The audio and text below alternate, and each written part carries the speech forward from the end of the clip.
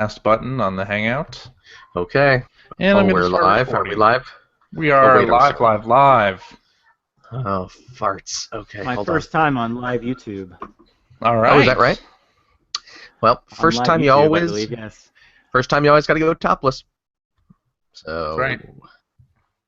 take it off, buddy. Hey, Buddy. in Rome. Yes. Yes. So, All right.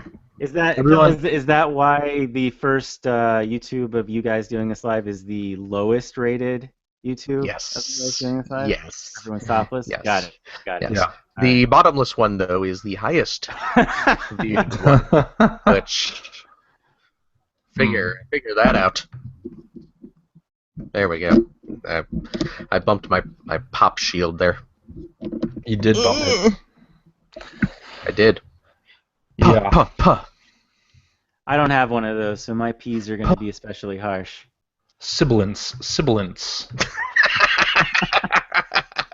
You might want to alter your diet if your peas are unnaturally harsh like that. Yes. Yeah. What are you, like a burning sensation? It's just pure fire. Not just a sensation, it's pure fire. That will happen. I knew you spit fire on a regular basis. I did not know you also pee-peed fire. Urinated fire. Yeah. Is everybody else recording? Are we go? Yeah, not just I've yet, been but On your recording Audacity? Mm-hmm. now I am. All right. Excellent. Yep. Well, Seabake, what we do now is we do a clap at the beginning I of know the each clap. broadcast. Yeah. All right. Seabake definitely knows. Things have changed since you were last a guest. Wow. Okay. On It's this been a podcast. while. It's been a while. You're Yes. walking into too many zingers there. You gotta watch it. We all have the clap. All right, let's go. Okay. We're gonna do a countdown. All right. 3, 2, 1. That was excellent. How about that? Love and life. That was a living legendary large. clap. Natural. Yeah. Legendary. All right. Yeah. Hello and welcome to episode 427 of the Player One podcast for Tuesday, January 13th, 2015. I'm your host, Chris Johnston. With me this week from California, Mr. Phil Theobald. That was a very witty intro. I thought you'd like that. The ones you put the most time into are usually the best, and I think this week it shows. Exactly. Yes. And special guest with us this week, since nobody else could be bothered to show up on time or at all, is enemy of the show. He's thwarting our podcast this week, Mr. Chris Baker. Seabake. Yeah, you guys couldn't even bring like a full cast for me to thwart. Nope. No. Nope. All right. I mean, I have foreseen this, of course, and it is in my plan.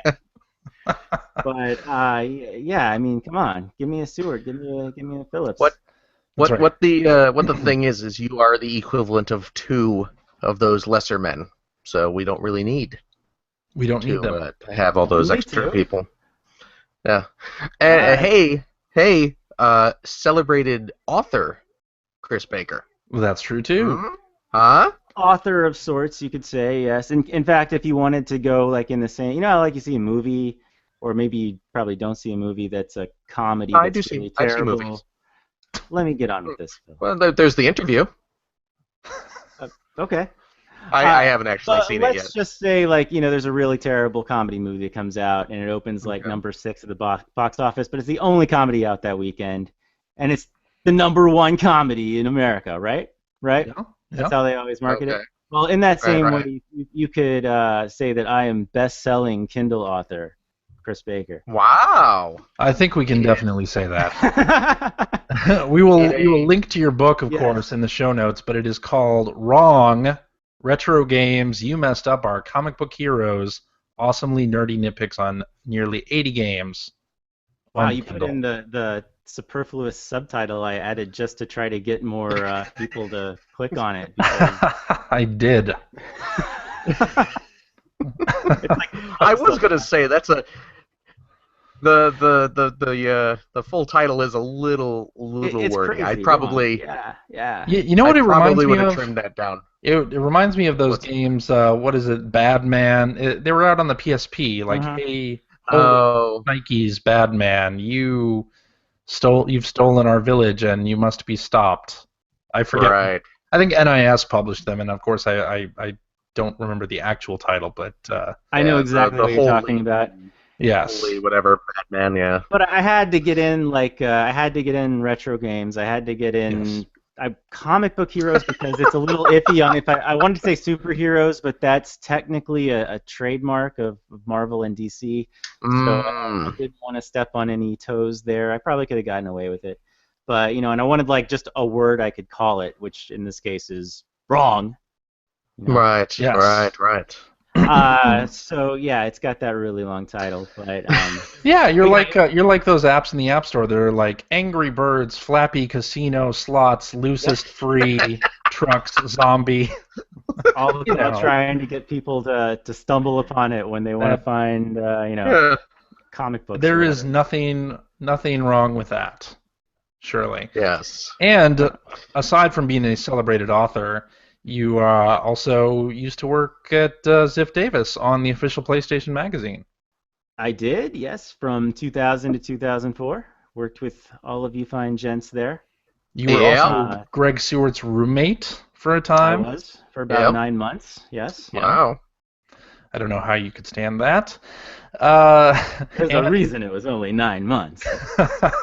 Mm, Is that a pregnancy thing there? And then you worked at now- LucasArts? Yeah, I was well? at LucasArts for about almost 3 years doing PR Wow. there. Yeah. yeah. You know this, Phil. I I've do. talked about it. Yes. Yeah. I've discussed it. Why are you calling me out? I yes, of course I know. Well, you were like, wow, like it was some big surprise.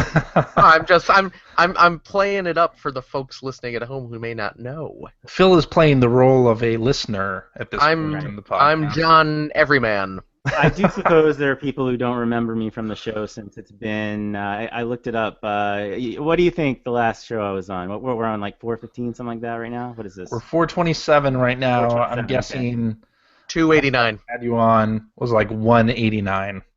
I'm gonna guess episode Phil was 1. very- Huh? Phil, you were very What's close. 286. Was I really?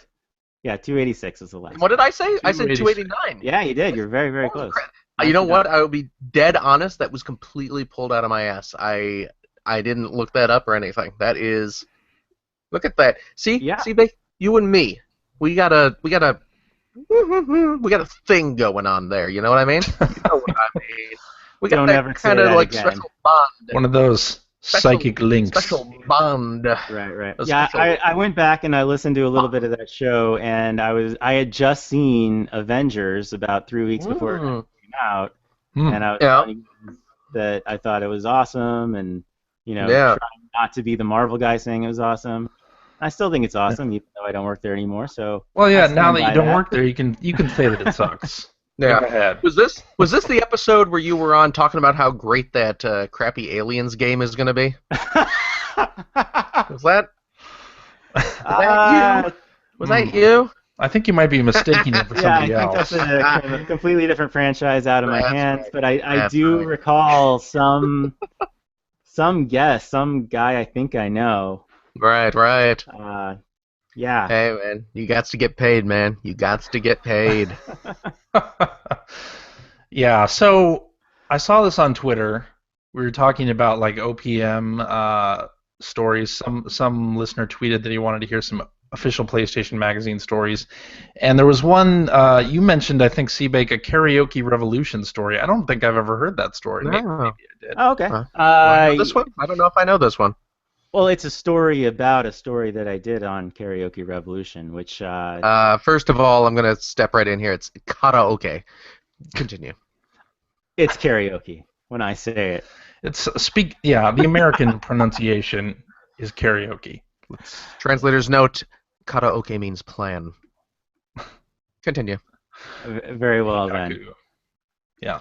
So yeah, by the way, this was Night Attack 09 who sent out this tweet. He is an old school OPM forum member, and I remember him from back then. Lots of guys. I don't know how many of them listen to you guys, but if you're out there, hello. Almost all of our listeners are former OneUp.com forum members. Yeah, So- we are an extremely popular podcast, so probably if you play games, most people who play games listen to the Player One podcast. We're That's kind of not like true. the way that people get their news these days. No, We're the no. source. That's a little more than the 11 that I was counting on listening to this tonight. But That's, anyway. you know, it's usually through pirated means.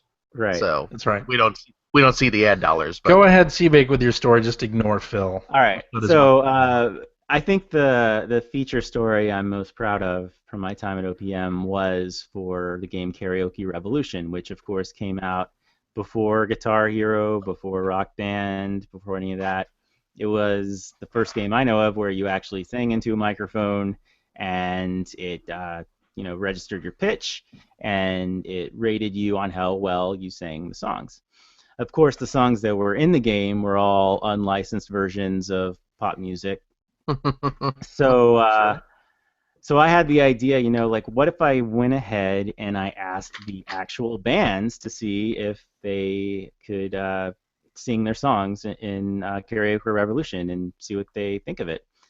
So I just spent like 3 hours one night just cranking out emails to every single artist. I managed to get like a list of managers from Konami at the time, and I just sent out a bunch of emails, like thinking maybe I can make something happen out of this.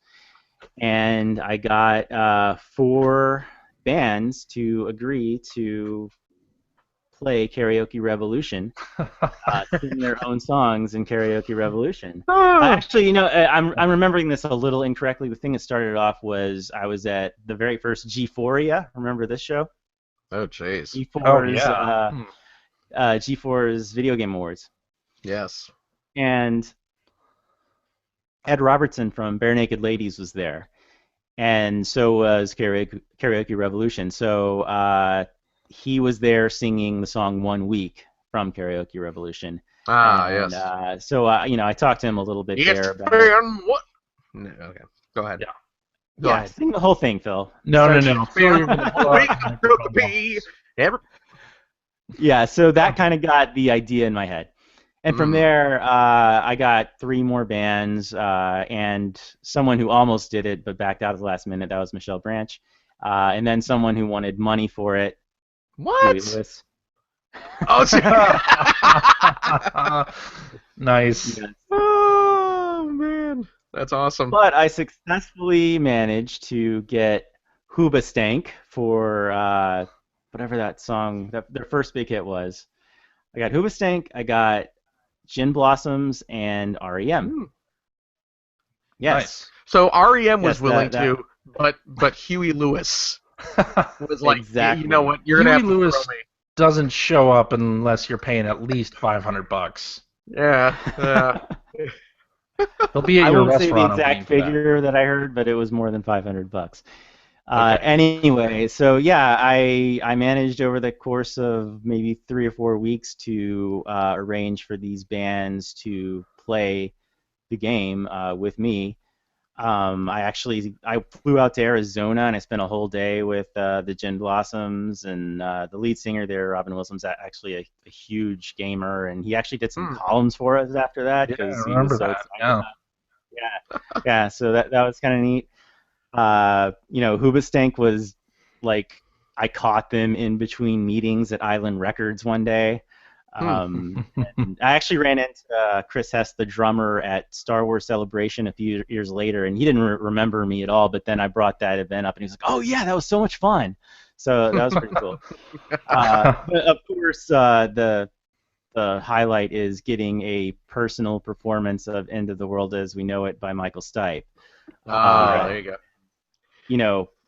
I'm not so sure he really wanted to be there. Mike Mills did. Mike Mills had a great time, I could tell. But their manager arranged it, and I went to the Four Seasons Hotel to their hotel room.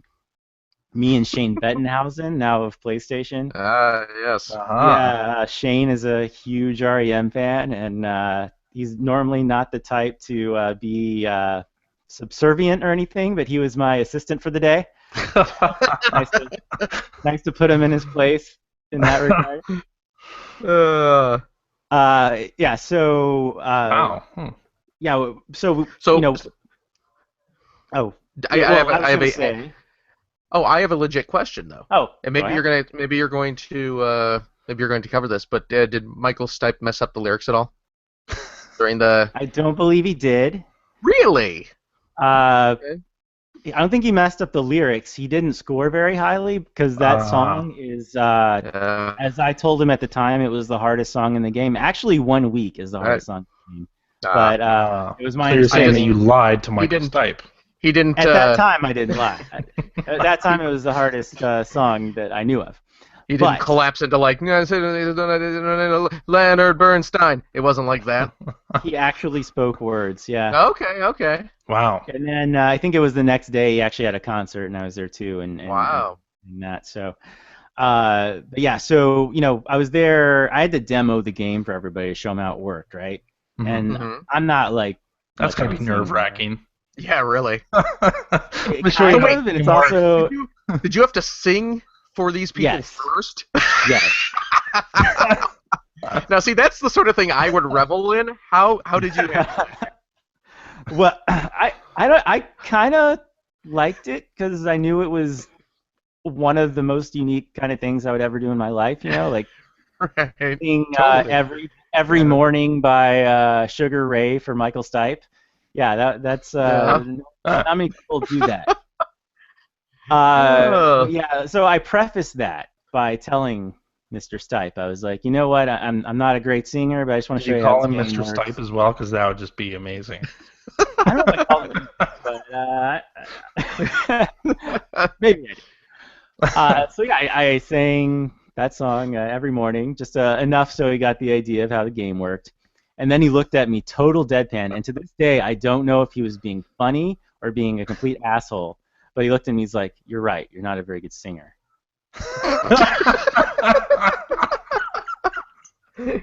He can be both. Yeah, exactly. He can be both. That would have been the best if there was no laughter. That's something you. Yeah, so, but from there. Actually, you know what I think the best response there would have been? Neither are you. Stipe. Fuck you, Stipe. Yeah. Well, I did want him to actually play the game for my story. Yeah. So I don't think that would have gone over well. So yeah, then he's saying "In the World as We Know It." I told him it was the hardest game, hardest song in the game, and all that. Then a few months later, I was up late one night for some reason watching Carson Daly, and he was the guest. This was, I guess, whenever it was like 1:32 in the morning, Yeah. and Carson asked him about that song specifically and like what a pop culture kind of thing it is, and he's like, and yes, it's now in a computer game, and it's the hardest song in the game. And I'm like, he knows that because of me. He said that because he hung out with me. But of course, of course, it's a computer game, right? It's a computer game. Yes, a computer game. Yeah. Well, for the PlayStation 2 computer. What are those system? Exactly. Yeah, it's not. It's not one of those computer tapes it's not definably wrong. that the kids play. Yeah. It's a Super Mario, I believe it's on. That's right. Yeah, so then I wrote the story, and I believe it's one of my best pieces of at least magazine journalism that I ever did, if not the best one. So.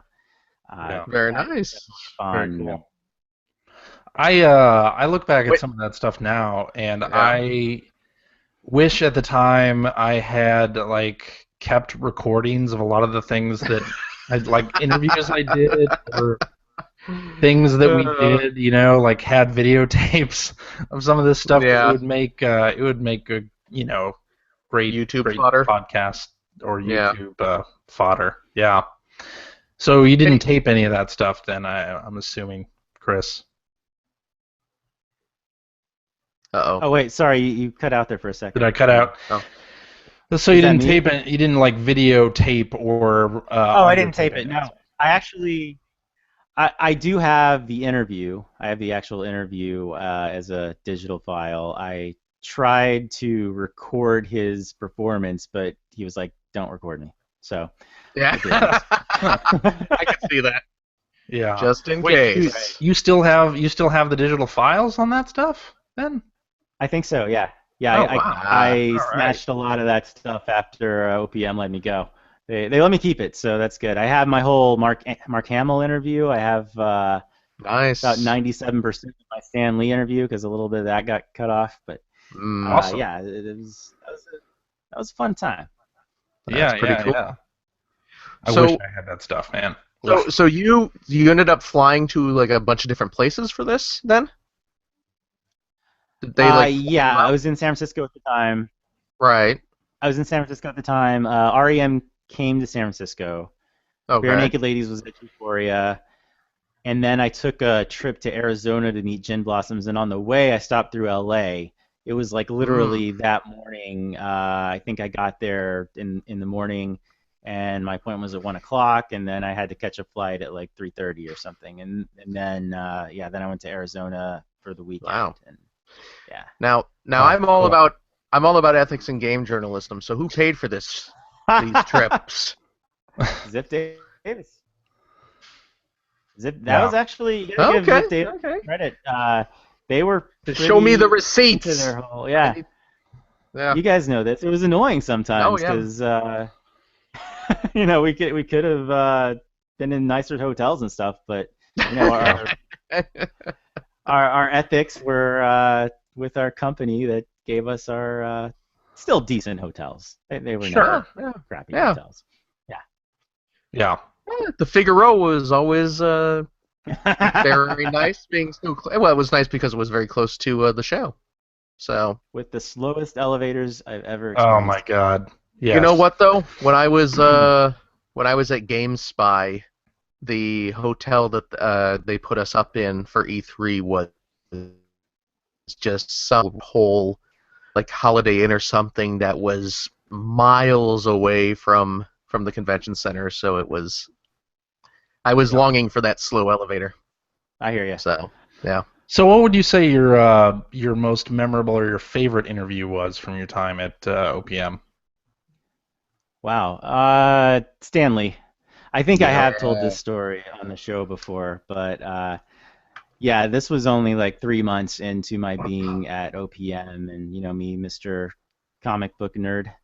I got to interview Stan Lee, and not only that, he called me a few weeks later and was like, "Chris, I just wanted to let you know I'm a big fan of yours now." I told this story, so I don't want to bore Yeah. people, but Awesome.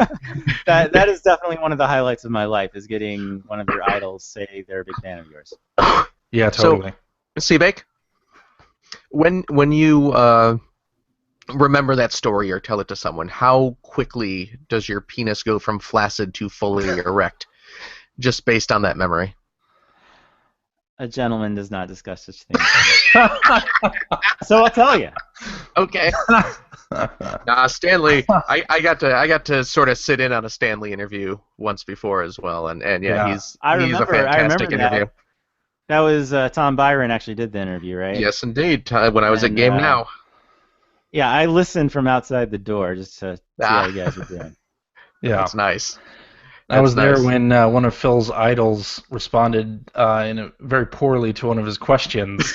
Was this Bruce Campbell? That is one of my favorite moments in any interview situation. Like, the last thing you want in that sort of interview is to ask a question that is like a total conversation stopper that gets Nice. like the worst possible reaction out of the subject. And that was exactly what happened when you It was asked amazing.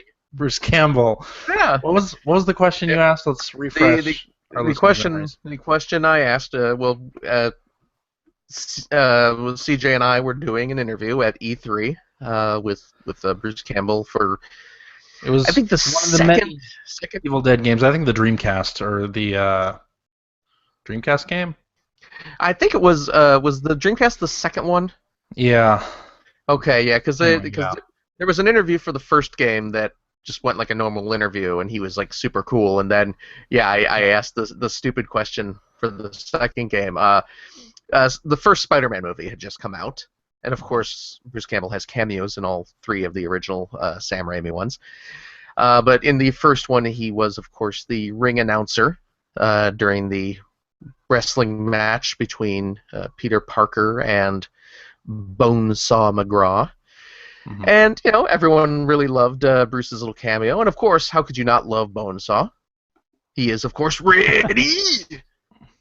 So at the end of the interview, I was complimenting him for his cameo, saying that it was one of the highlights of the movie.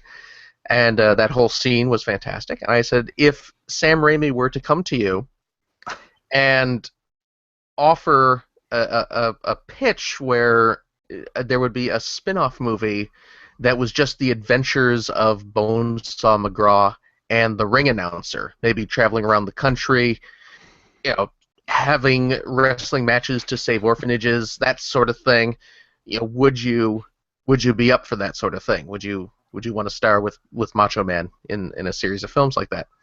And he just gave me this look of just dead-eyed, just like, the hell are you thinking, kid? What kind of question is that? And his response was, well, I don't think that's ever going to happen, so I probably don't need to answer it. Phil, you just sparked Exactly. a memory in my mind. I have written dialogue spoken by Bruce Campbell. Is that right? The Amazing Spider-Man, the first Amazing Spider-Man game. Oh, He was, very cool. The extreme sports announcer. So I mostly edited stuff that was written, but I did write a few things for him. Yeah. And that was kind of cool. What did you do? Yeah, that was one of my Do you favorite remember parts of the a show. line? No. Remember a line you made him say? No. I don't. I know Well- a line I made Stan Lee say in that game. Excelsior? That was probably in there anyway, but I had him Oh, say, okay. "Oh, I'm totally gonna tweet about this." Because at the time he was actually pretty big on Twitter.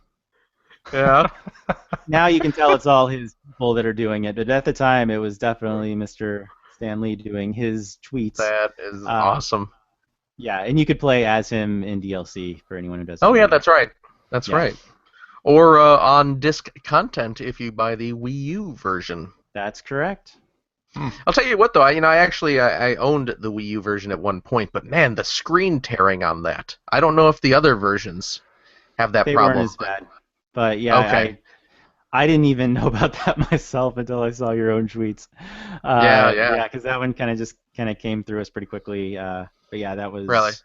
That was Okay. I guess 'cause hardware. Because I'll be thing honest with you. I picked it up because mainly for the on-disc Stan Lee. I wanted to be Stan Lee swinging around the city. But yeah, you couldn't move the camera without it just ripping into chunks before your eyes. Well, is it a good game or a good Wii U game? That's what I want to know. Really. All right, should we get into some headlines here? There's a few things that happened over the last week. Don't know if you know about any of jeez. these. Yeah. The whole Paris thing? Well, I wasn't going to bring that up, but wow. Well, you said you're getting into news, and what bigger news?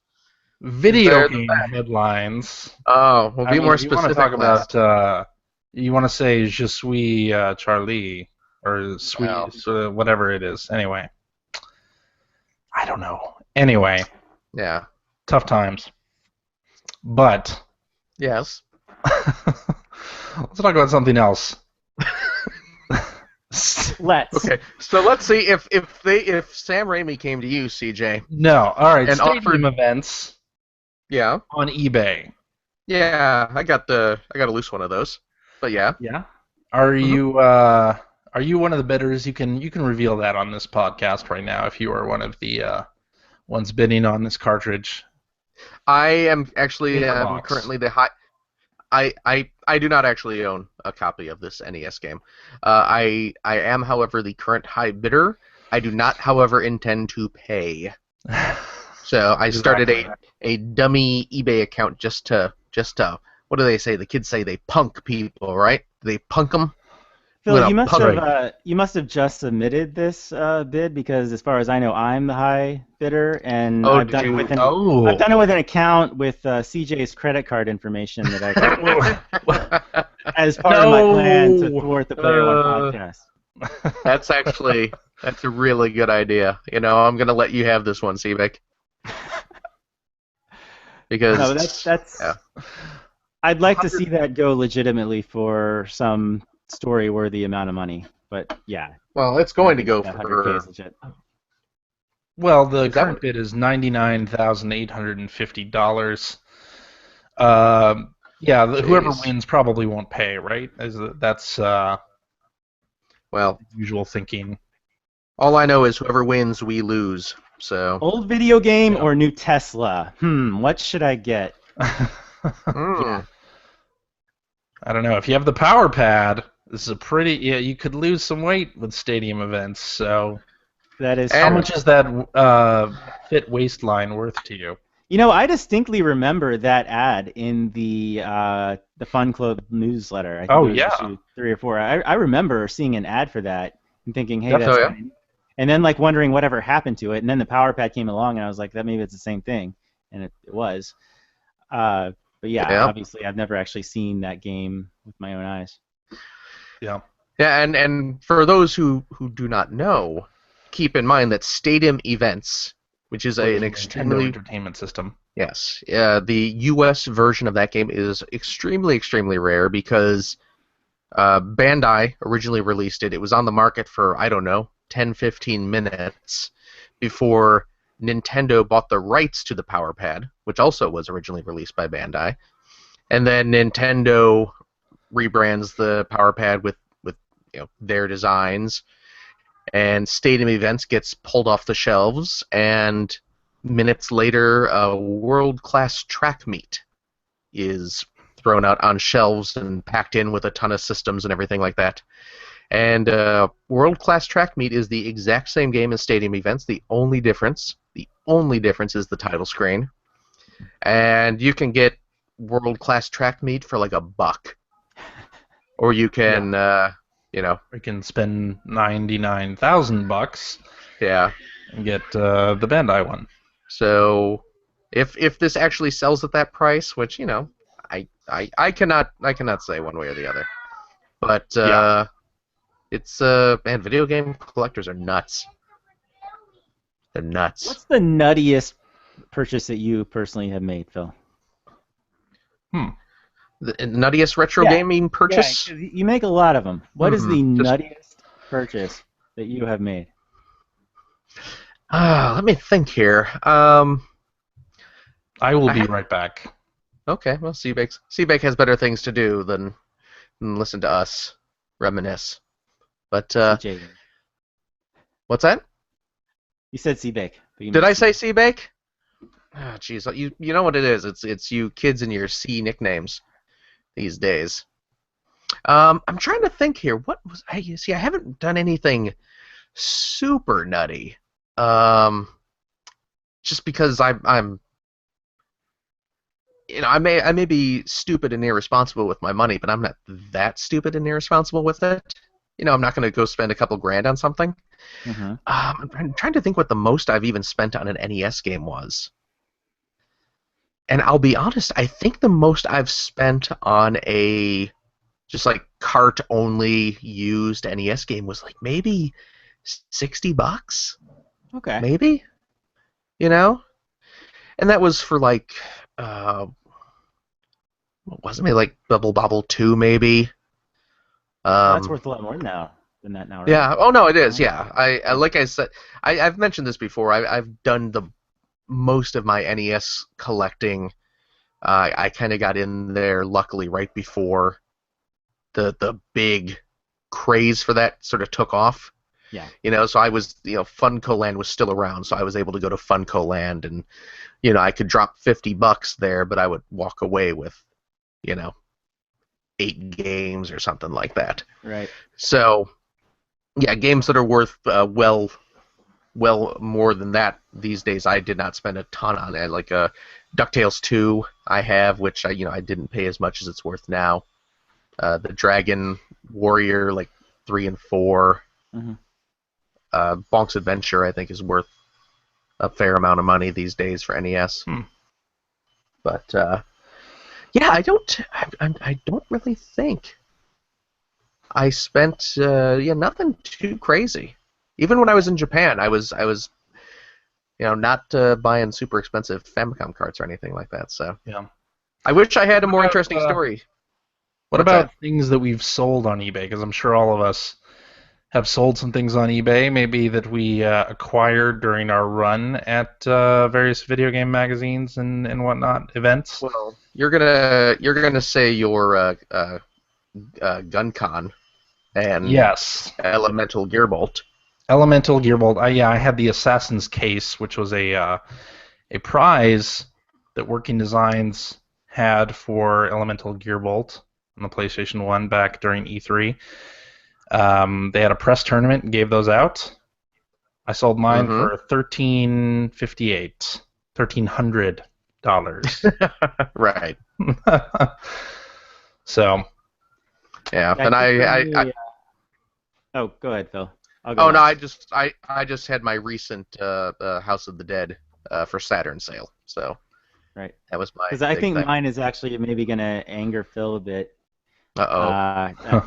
I didn't even know I had this. I totally forgot I had this thing. It's not from my press days. It's from my PR days at LucasArts. Was it your wiener? Did you forget you had your wiener? I got that from LucasArts. Yes. That's gonna anger Phil.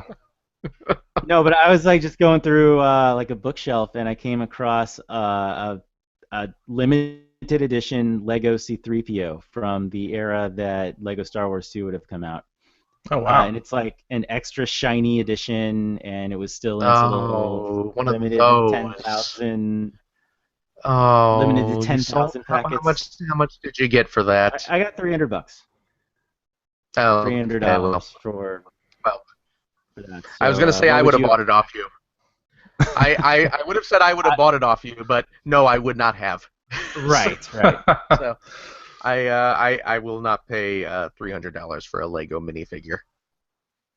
So that's pretty crazy. It's just a shinier version of the regular C-3PO, as far as I can tell. You would be surprised, or maybe you wouldn't. I've seen just single Lego minifigures go for significantly more than that.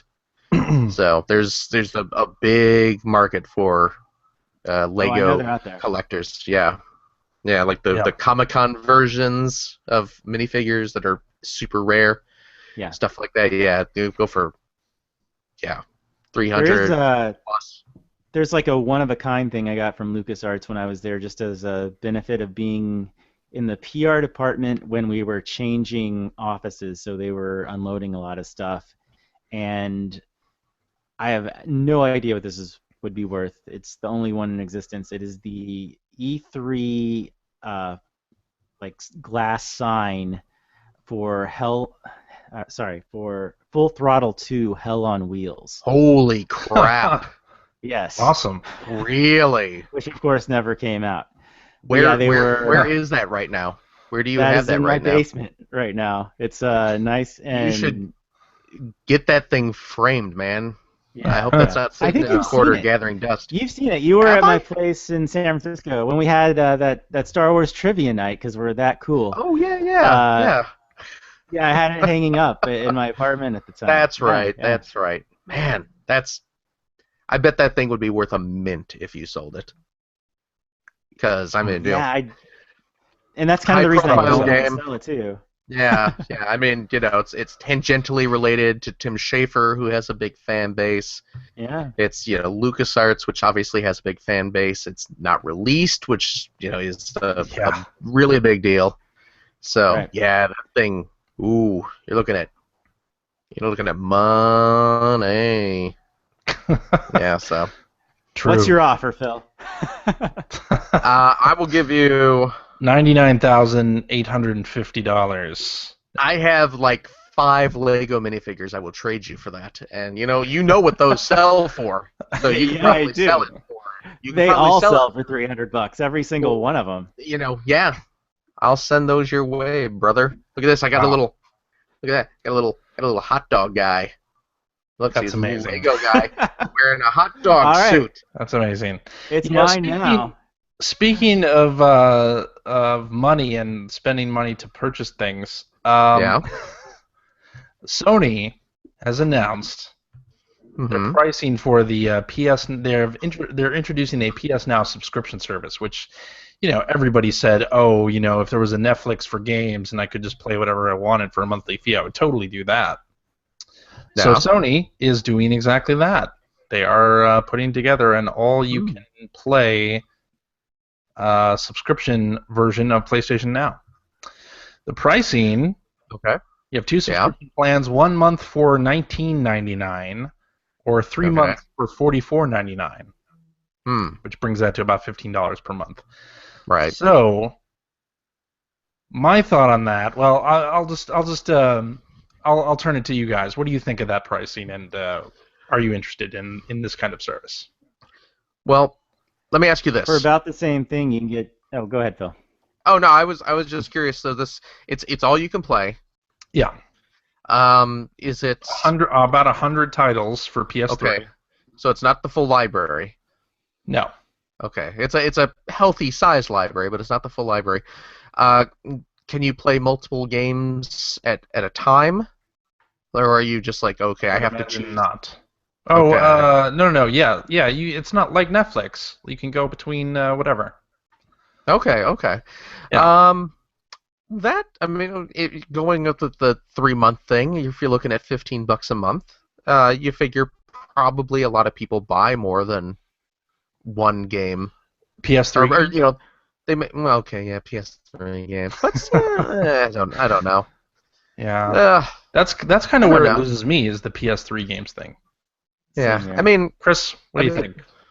Well, about that same price, you can get GameFly and get new stuff. Yeah. And personally, I have a GameFly account, and I never really even use it because I tend to play the games that I buy with actual money. It's fine that it's out there. I have no issues with that. I just don't really have any interest in it.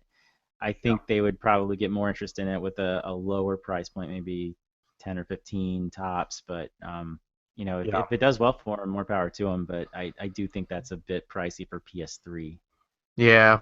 It is. To me, this is like what would happen if the movie companies decided what the price of Netflix was per month. Like they sort of overvalue their content in a way, and there's nothing wrong with that. I mean, that's perfectly fine. But as a consumer, then you have to sort of weigh that against the cost of new games for new systems, or am I going to want to keep spending $15 a month to play this same library of 100 games that some of which you may already own? Like if you're an avid player, you may already have Eco and all of the Sony games that are available on this service, so you may not even. And a lot of these like greatest hits kind of titles you can buy for $20 or less anyway.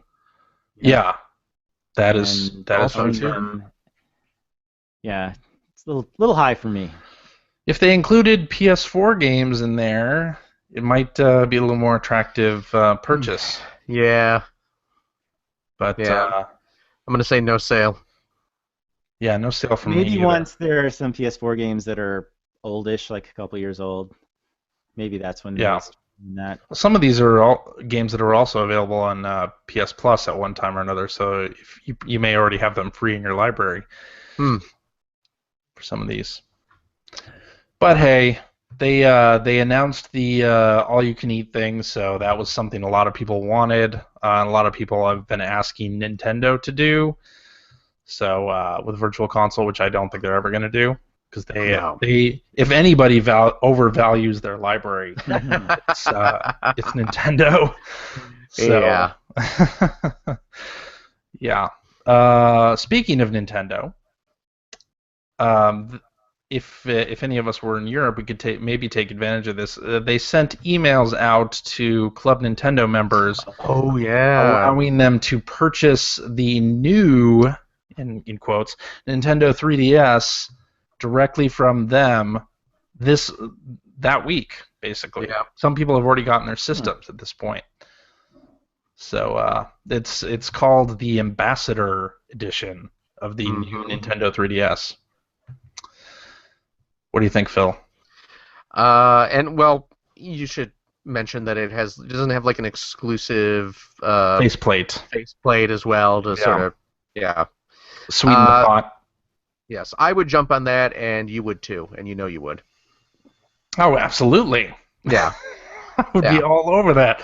Yeah. If Nintendo of America did something similar, I would immediately be buying that. Yep. I like the idea of it myself, but I just don't play my handhelds that much.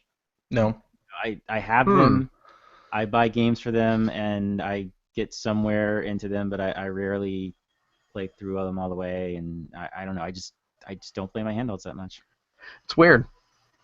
Maybe so. I did beat Shovel Knight. Shovel Knight, played all the way through.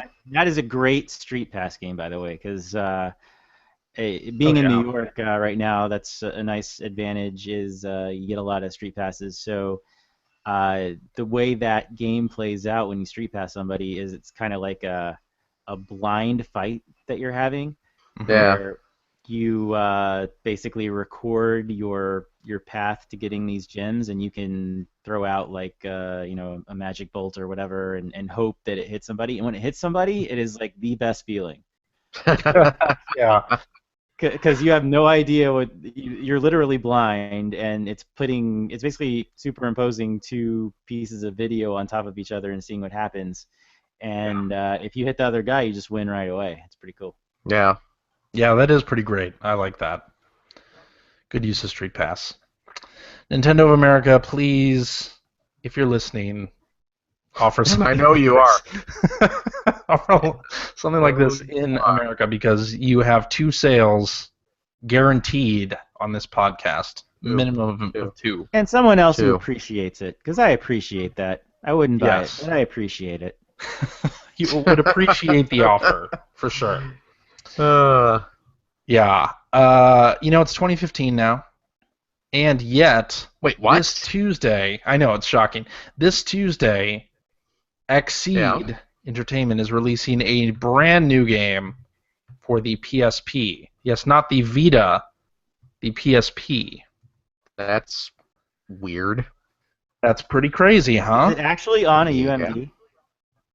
No, it is being released digitally, because producing a UMD would be too costly by this point. Is Sony even making UMDs anymore? Who even knows? I thought they burned all those files. It will play on your Vita, right?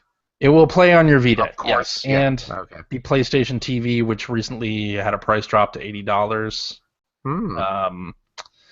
So yeah, Brandish the Dark Revenant is coming out on Tuesday. It's a Brandish game? I haven't heard of that. It's a Brandish game. Wow. Now there's a name I've not heard in a long time. Yeah, Brandish. I never played Brandish, but I remember it had pretty cool kind of RPG box art for the Super Nintendo version.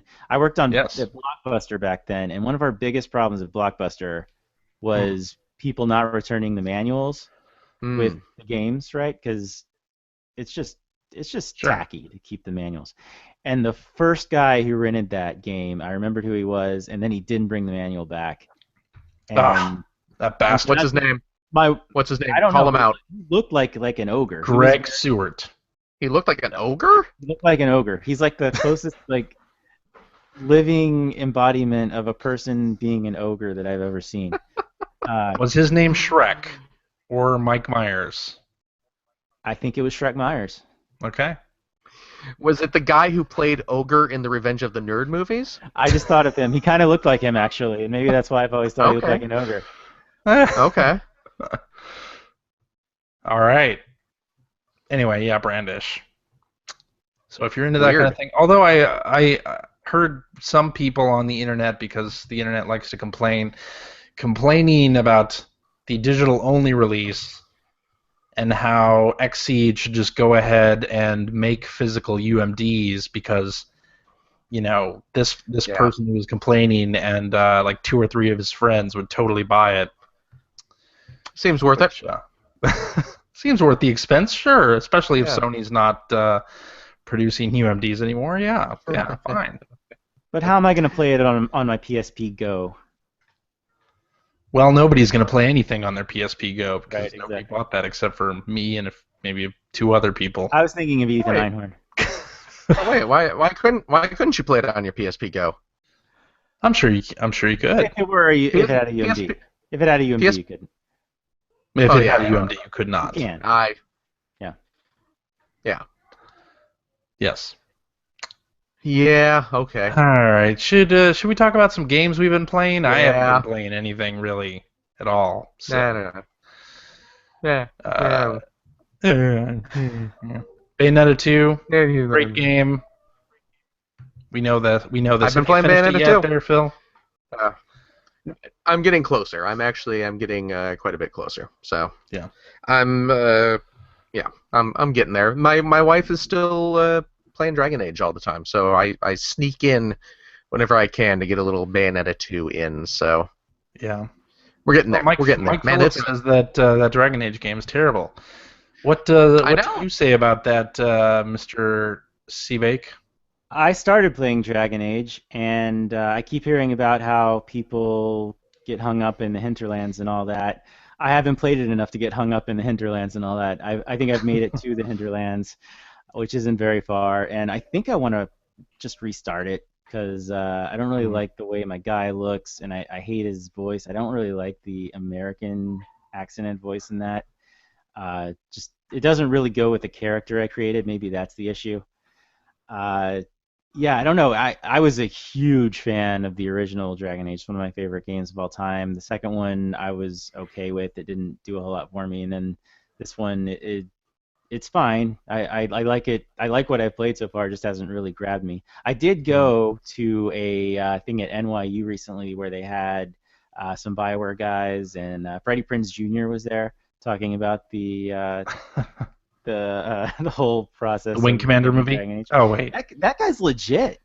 You know what? I'm gonna say this. We can joke about Wing Commander movie all day, but Freddie Prinze Jr.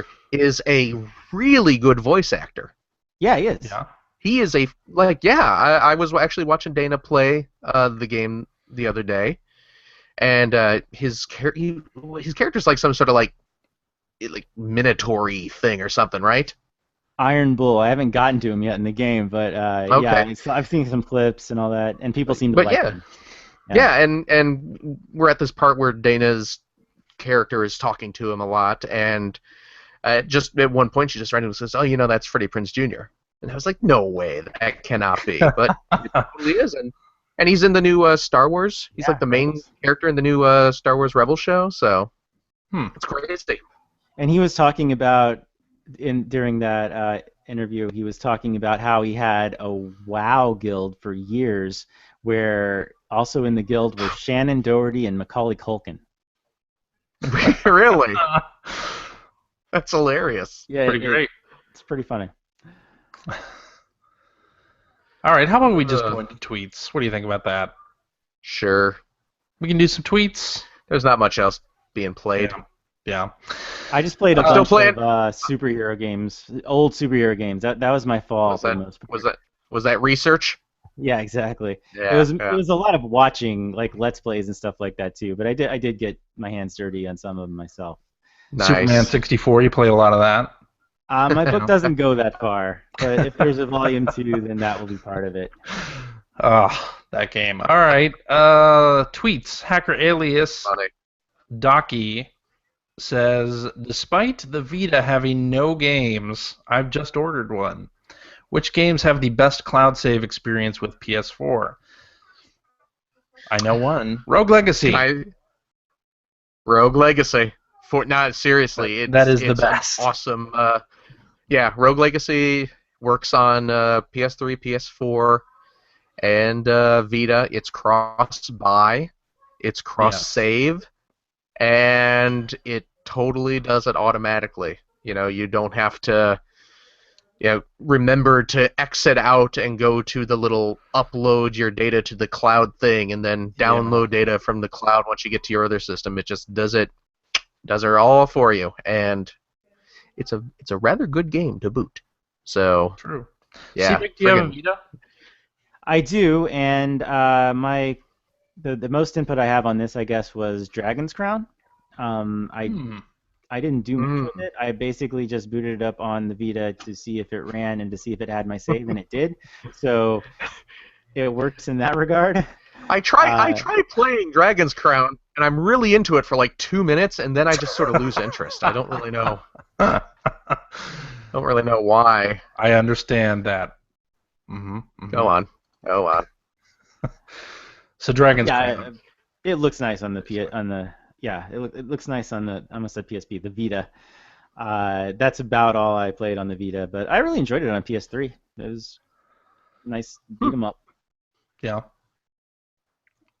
Rogue Legacy is my my go-to. That one's the best. I really haven't played a whole lot of like other cross-save games. I should get right on that.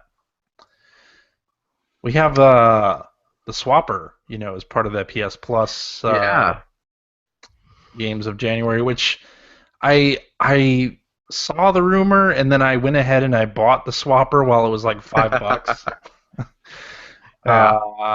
And now it's one of the free games, so I was kind of kicking myself, but I only spent $5, so I don't feel too bad about that. I actually started playing that, but I wanted to hold off and not talk about it till Mike was here, just because I know he's a fan of it. I've heard it's really good. I'm enjoying the bit I've played so far, though. So. Yeah. What is the Swapper? What is the Swapper? What do you do? The Swapper it's a side-scrolling indie game. It's set in outer space. It's got kind of a Metroid-y feel to it. But the gimmick of the game is that you are exploring this, at least early on. I don't know what happens later in the game, but early on you're exploring like a abandoned space station or something like that, and you can generate clones of yourself, up to four clones, and you use the right stick to show where you want to place them on the screen. And then once you create the clones, they mimic your moves perfectly, so you have to carefully place them to control them. And you can also transfer, I guess you transfer your consciousness into one of the clones. So that in everyday life. Well, there you go. So then, it's based on the movie Multiplicity, actually, right? Yes. With the Michael Keaton one? Yeah. That's right. Yeah. So, there's the rights to the Multiplicity game? Yeah. So, let's say there's a higher ledge that you can't jump up to, but there's an item up there you need to collect. So you aim and, generate a clone up on the higher cliff and then transfer your consciousness to it, and then you can walk over and pick up the object you need. There you go. So that's that sort of, and then complications start coming in because there are different lighted areas, and there are certain areas where you can't generate a clone, and then there are certain areas where you can't transfer your consciousness, and then there's some areas where you can't do either. So you have to. Puzzle platformer with a unique art style. Puzzle platformer with it's got kind of a unique art style. It does. But yeah, isn't it sort of like a claymation type thing? Yeah, it's weird. Sort of interesting. Yeah. That's cool. Yeah. Free on PS Plus, so check that out. Hacker Alias, the real D Vance, says, what game that has a slim chance of coming out this year are you hoping sees release in 2015? Mine is Kingdom Hearts 3. Slim chance. Is Tomb Raider this year? Have they actually said that? I think that is next year. I think that's firmly 2016. No, it's firmly 2016, so there's no chance of that. Yeah. There's probably some Nintendo game. Zelda Wii U? Yeah, I guess that's as good as... Or Quantum Break. Quantum Break for me. Oh, yeah. That's a good choice. From Remedy. Crackdown's a hard 2016, right? I don't know if they've said, honestly. Really? Yeah. Okay, well, I'll say Crackdown. Yeah. I kind of hope it comes out later because I'm going to have to buy a system when it does. That's right. You're the only of the 4 regulars on this podcast that doesn't have one now. Yep. Well, there's only one game I want to... Actually, well, I do want to play Sunset Overdrive, but there's Sunset only one Overdrive game is that's really good. There's only Really one game good. that's a system seller for me. So Yeah, I understand that. yeah, I mean, come on, man, lay off. Seabake, do you have an Xbox One? I do, yeah. You do. What do you think of it so far? I mainly use it as sort of my media center, and I play the games on the PS4 for the most part. I think. Yeah. Well, isn't that what Microsoft wants at this point, really?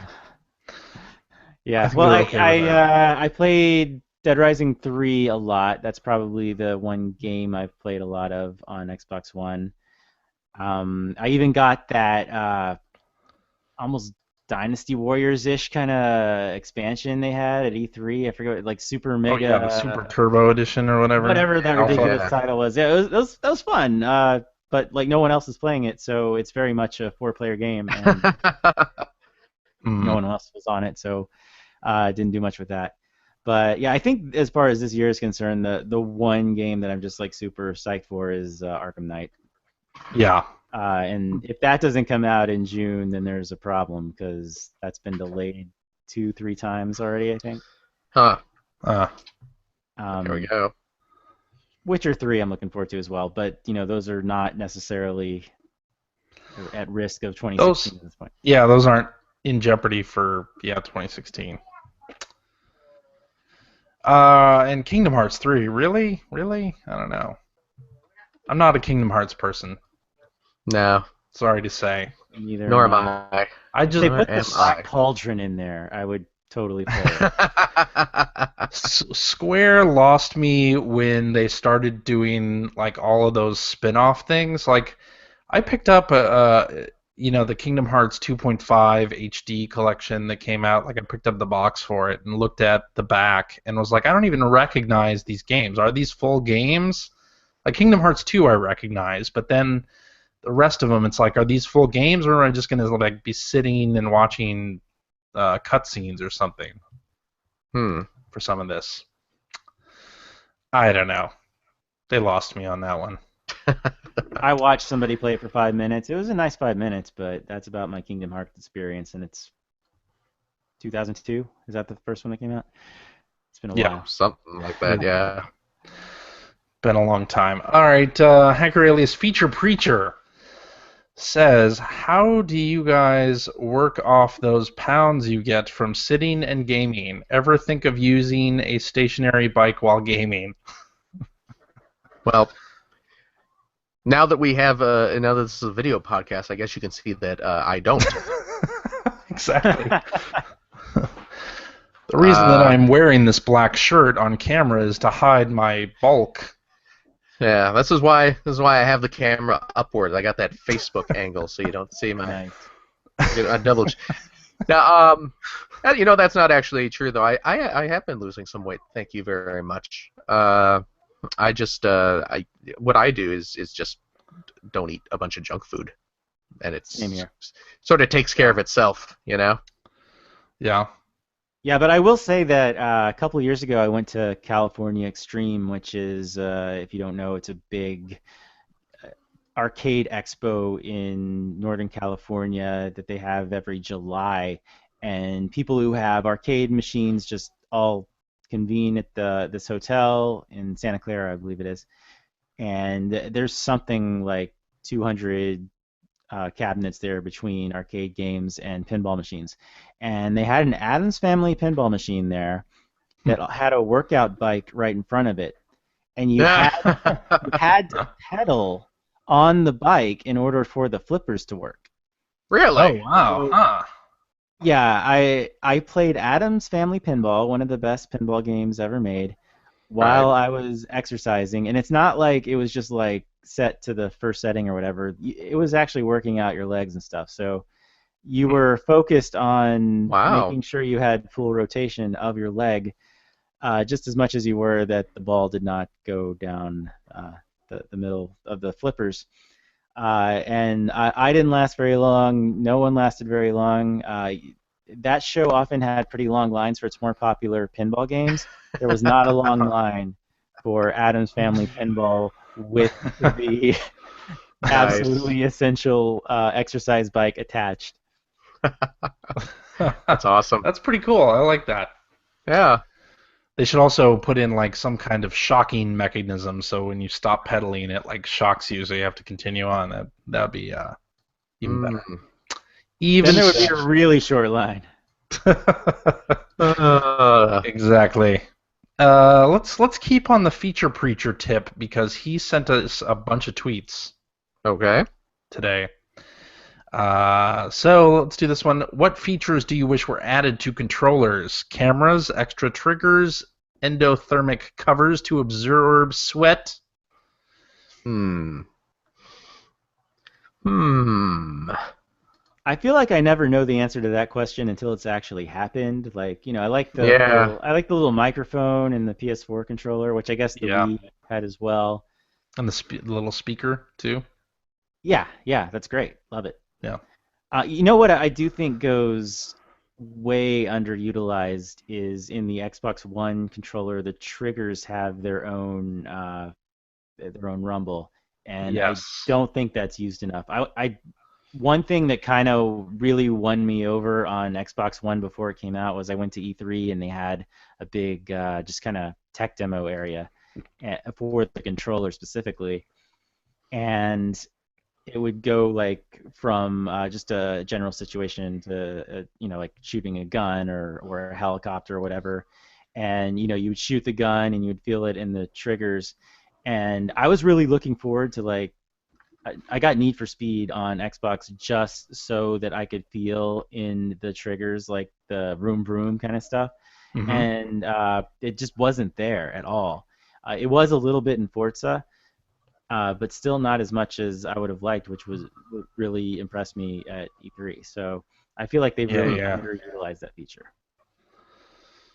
Yeah, I like that feature of that controller as well. With the Xbox One, I wish they had standardized the headphone jack on that controller. And I do know they released an Yeah. adapter later where you can plug in any headphone, but I wish they had gone with what the PS4 did and just allowed you to plug in whatever you have. Yeah, that would have been nice.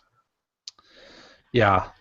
I also wish I'm that the Xbox One had like some sort of I don't know, microphone on it by itself. I don't know, that would have been better.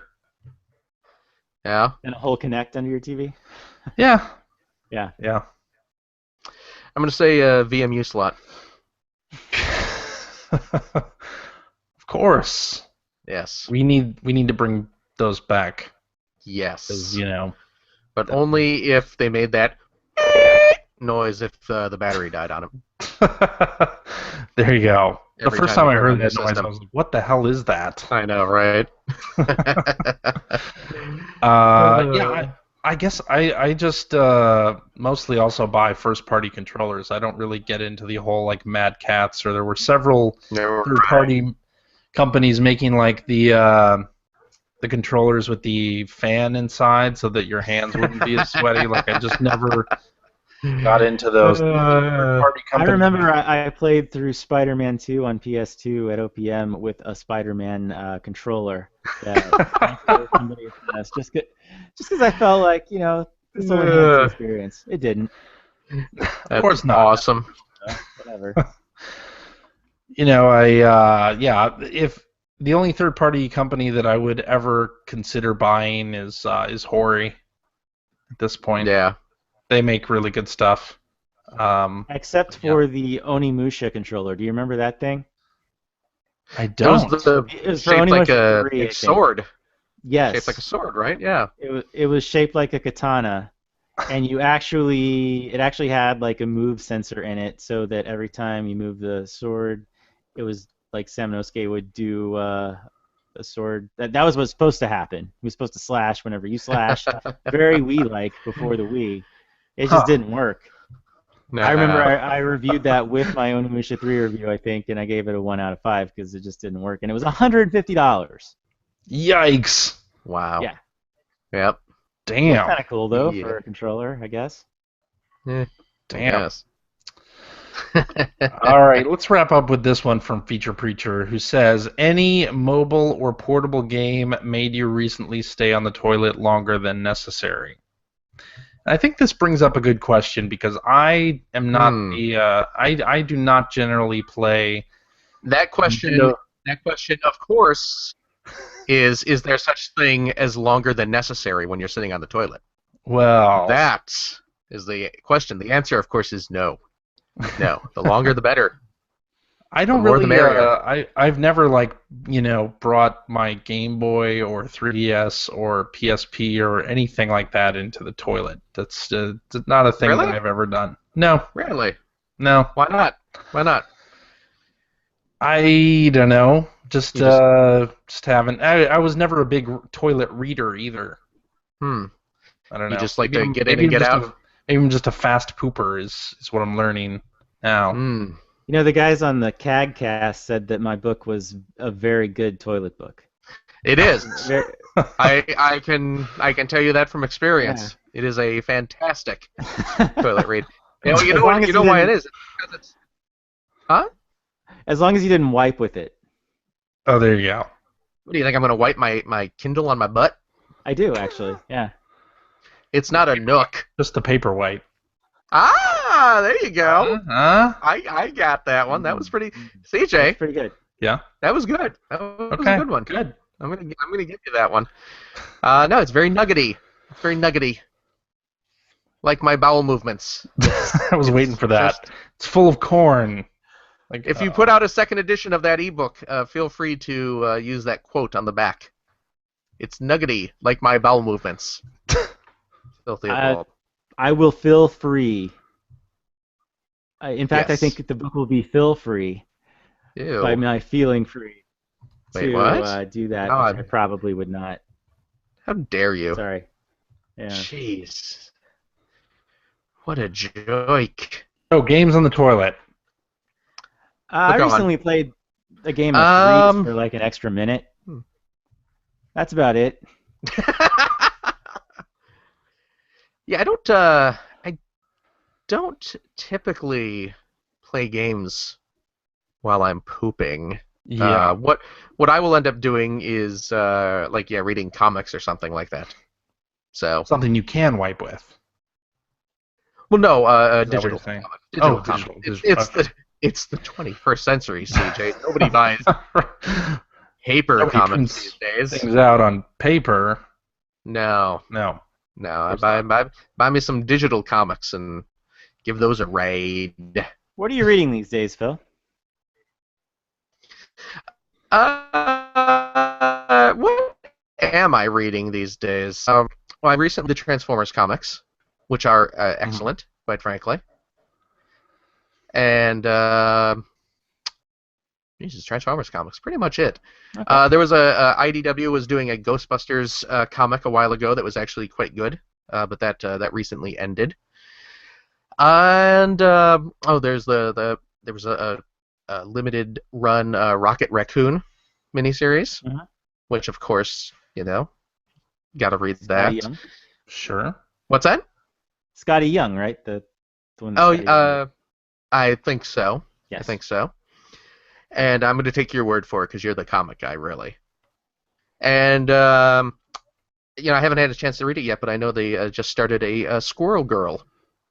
Oh, I think I knew that, but yeah, I'm a little out of it myself. I've just been reading Spider-Verse. Yeah, the there's Amazing Spider-Man, a so that's kind of been my thing. Very nice. And I bought a bunch of Very nice. CJ, what Star about you? Wars comics from Dark Horse. Dark Horse had a big Star Wars sale.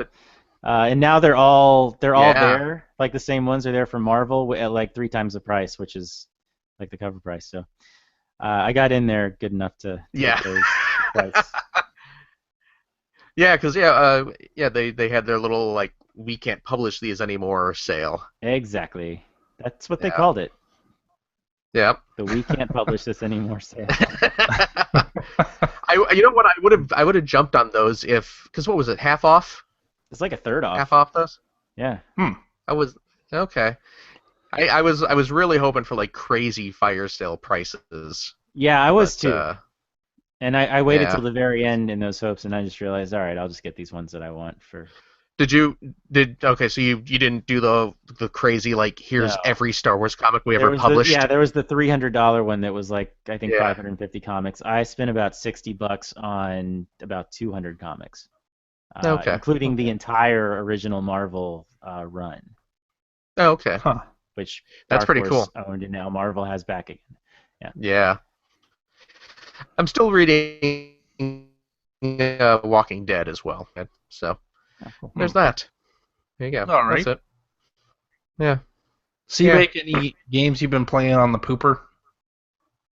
I just said I played threes a little bit, but yeah, I'm mostly like you, CJ. I don't really do that. Yeah. There, I get in and I get out for the most part. There you go. Man. Exactly. That's what I'm saying. Now, see, CJ, I figured, you have a kid. I figured you would Yeah. appreciate that alone time. No, that's... I love my child. See, there's See. your first mistake right there.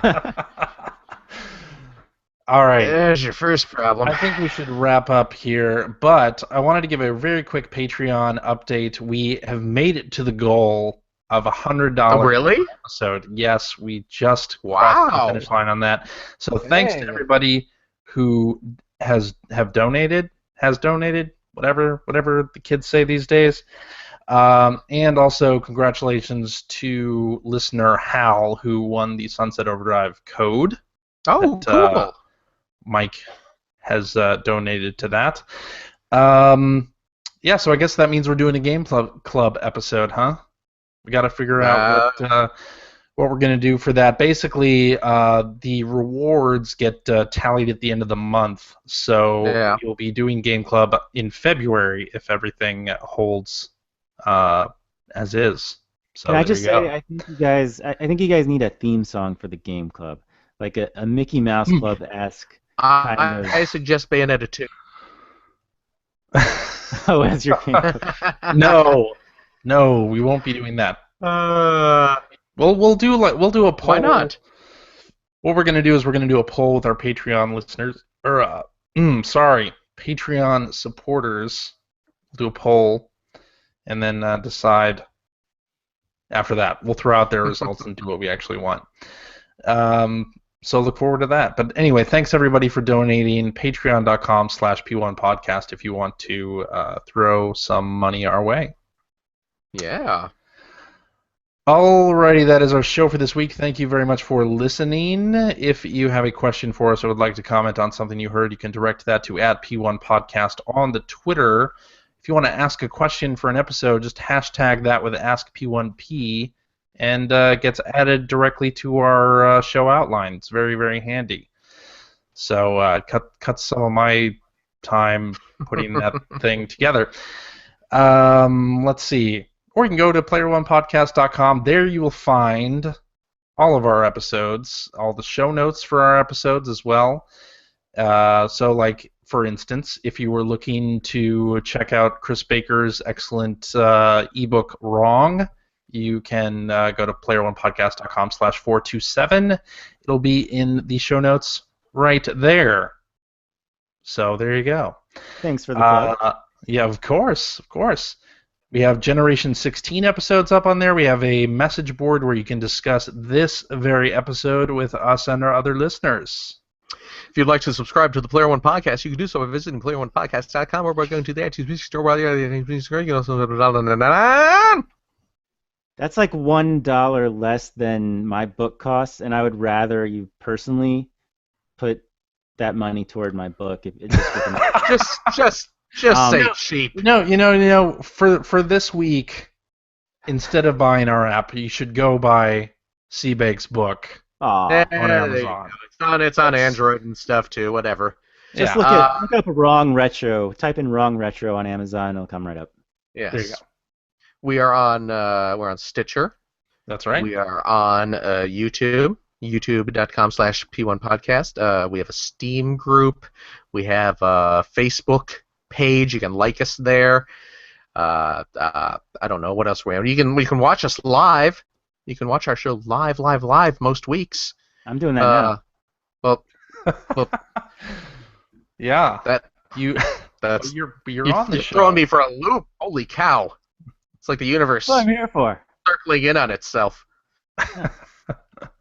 Follow our Twitter account to find out when we'll be broadcasting our next live show. It's fantastic. You won't want to miss it. You won't want to miss it. CJ, Yeah. thank you, as always, Sure. for being a lovely host.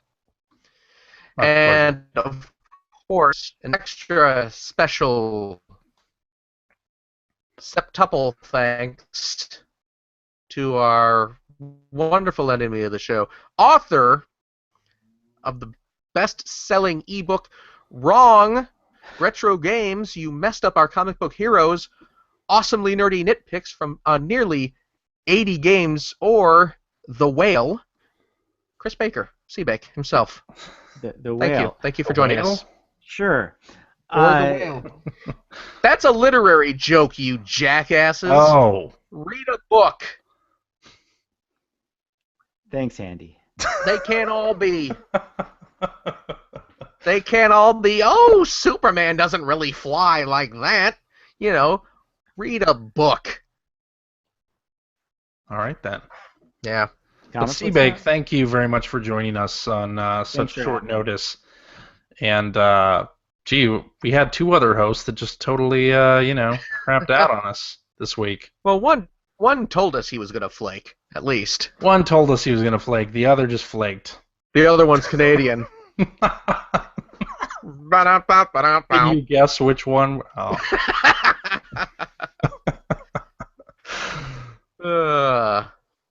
Anything you would like to plug or mention here, Seabake? Your Twitter account? Any place people can find you on the web? Sure. You can catch me on Twitter at Cbake76. That's CBAKE76.